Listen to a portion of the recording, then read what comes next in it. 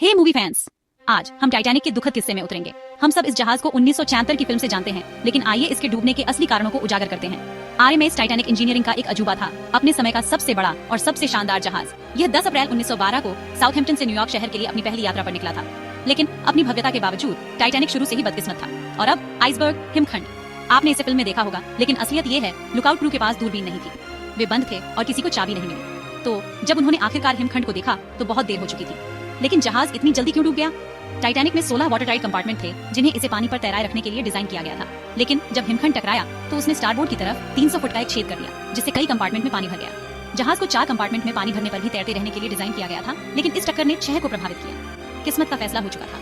यहाँ एक और चीज भी थी। टाइटैनिक के निर्माण में इस्तेमाल किया गया स्टील ठंडे तापमान में भंगुर था। जब जहाज हिमखंड से टकराया तो स्टील झुकने के बजाय चकनाचूर हो गया, जिससे और भी नुकसान हुआ। और लाइफ बोट्स के बारे में बात करते हैं, केवल आधे यात्रियों के लिए ही पर्याप्त थे।